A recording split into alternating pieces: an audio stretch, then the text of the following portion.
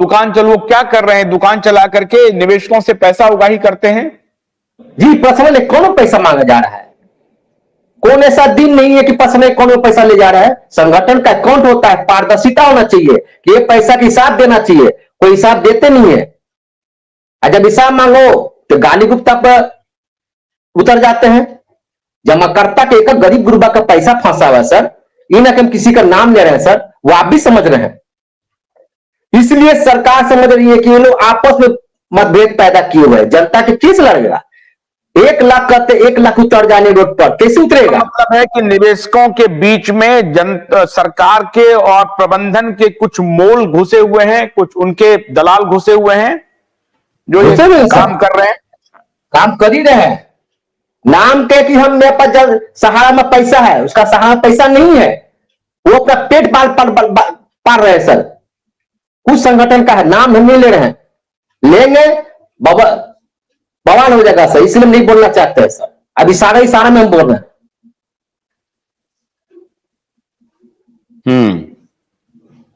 नहीं, लेकिन ये अनिल सिंह साहब जो कह रहे थे उनकी बात से सहमत हैं आप? उनकी बात हम नहीं सुने थे सर।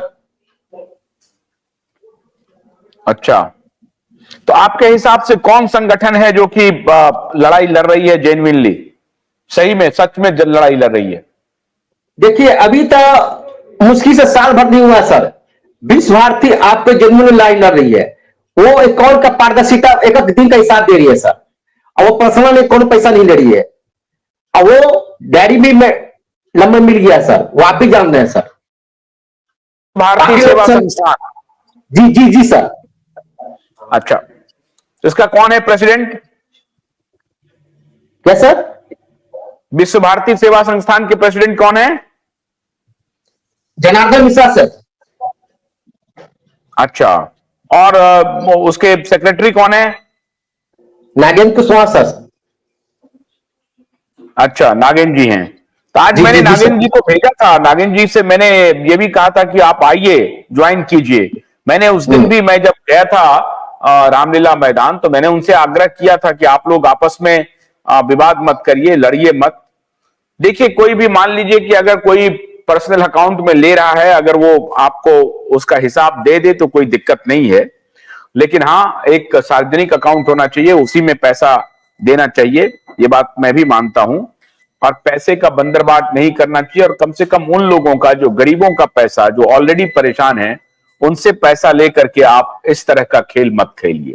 जो कोई भी कर रहे हैं, मैं उनसे आग्रह कर रहा हूं कि ये काम मत कीजिए। लेकिन एक बात तय है कि मैं आप सभी से अनुरोध करता हूं कि आप आपसी विरोध को छोड़ करके, विवाद को छोड़ करके, एकजुट होकर के, जो कोई भी है, सब लोग साथ आ जाइए।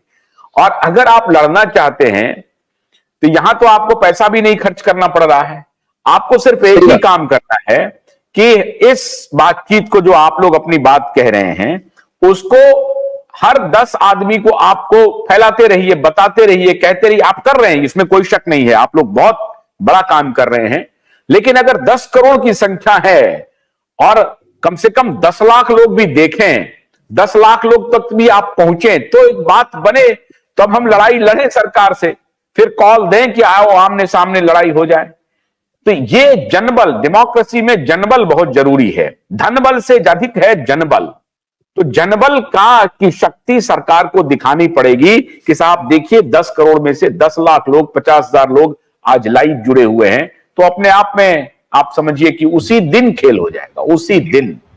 उसी दिन से यह माहौल बदलना शुरू हो जाएगा, जिस दिन सरकार को दिख जाएगी कि साहब लाखों लोग आके ये कह रहे हैं कि जब तक आप भुगतान नहीं, मतदान नहीं। भुगतान नहीं, मतदान नहीं का जिस दिन नारा लग गया और लाखों लोगों ने ये कर दिया, आपका भुगतान हो जाएगा।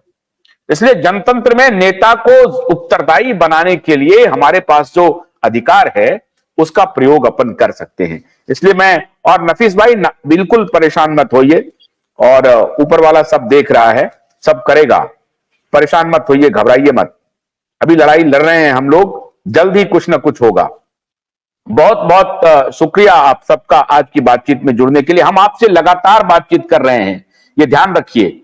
हम आपके इस मुद्दे को एकदम जिंदा किए हुए हैं। चाहे किसी भी प्रकार का मूवमेंट उधर चलता रहे देश में, लेकिन हम आपके मुद्दे से बिल्कुल अलग नहीं हो रहे हैं। तो आपकी भी एक रिस्पॉन्सिबिलिटी है कि आप इस नेटवर्क को, इस क्यूबाइट को घर घर पहुंचाइए, घर घर पहुंचाइए। सरकार, नेता वोट से डरती है।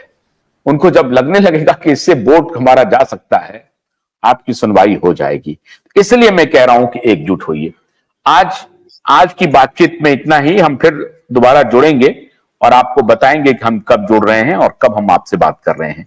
अभी हम आपसे यही आग्रह कर रहे हैं कि अभी इसी ब्रॉडकास्ट को आप फेसबुक पे, अपने इंस्टाग्राम पे या ट्विटर जो एक्स का हैंडल है उस पे, यूट्यूब में छोटे छोटे टुकड़ों में काट काट करके आप एडिट करके अगर आप मोबाइल से कर सकते हो तो उसे कीजिए, व्हाट्सएप पर भेजिए, ग्रुप में भेजिए। इतनी हम आपसे मदद मांगते हैं, बस इतना करिए, आपका काम होता जाएगा। ये निश्चिंत रहिए, हम आपके मुद्दे से बिल्कुल हटने वाले नहीं हैं।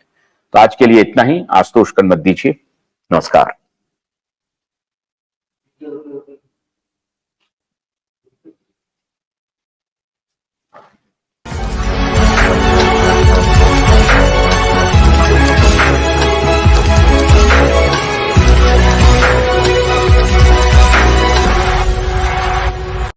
भोलानाथ का ब्रश कटर एक बैटरी से चलने वाली मशीन है जिसका चार्जिंग समय 3.5 घंटे है। इसे हम 6 से 8 घंटे बिना रुके चला सकते हैं। एक बार चार्ज करने पर ये 16,000 स्क्वायर फीट गेहूं, चावल, बजरा, जोवर के खेत काट सकता है, जबकि इसी कार्य को पेट्रोल ब्रश कटर 1,000 रुपए पेट्रोल का खर्चा करता है।